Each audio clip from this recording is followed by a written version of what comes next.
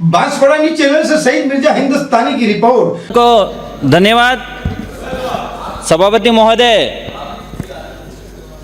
आपने बजट 2024-25 पर बोलने के लिए मौका दिया, इसके लिए मेरी आसपुर विधानसभा के जनता और भिल प्रदेश की ओर से मेरी ओर से आपको खूब खूब धन्यवाद जोहार करना चाहूँगा।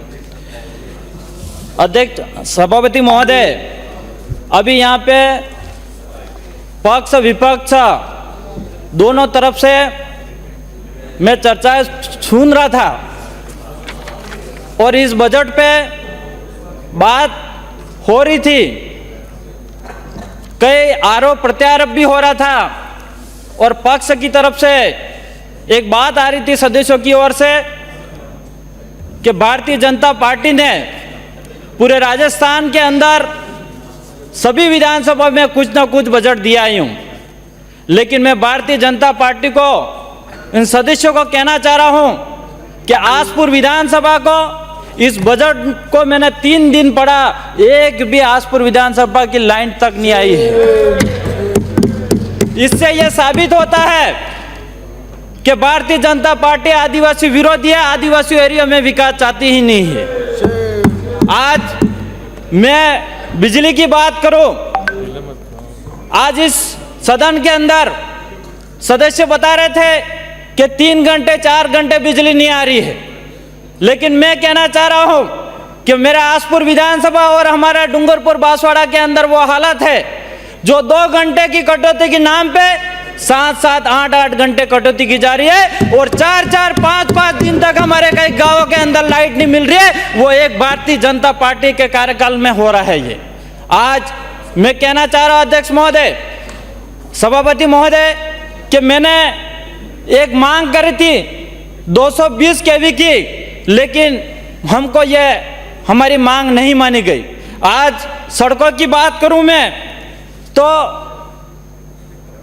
मेरे विधानसभा के अंदर 3 ब्लॉक है, आसपुर, दोवड़ा, साबला और पाल, लेमरवाड़ा और निठावा की स्थिति वो है सड़कों की जो देश आज़ाद हुआ 75-76 साल हो गया है, लेकिन आज भी वो सड़कें नहीं बनी हुई है। और वहाँ पे जो लोग सड़क नहीं होने की वजह से कोई बीमार हो जाता है तो 6 से 7 किलोमीटर खाट पे पेशेंट को बिठा के वहाँ दूर ले जाके वाहन में बिठा के हॉस्पिटल तक पहुँचा रहा है। ऐसी स्थिति मेरी विधानसभा के अंदर है। लेकिन मैंने इस माननीय सभापति में आपके मार्फत से कहना चाह रहा हूँ, मैंने यहाँ पे मुख्यमंत्री और मंत्री महोदय को भी मैंने मेरी मांगे विधानसभा की सड़कें दी थी, लेकिन वो सड़कें एक भी हमको इस बजट सत्र में नहीं दिया गया। बड़ी दुख की बात है।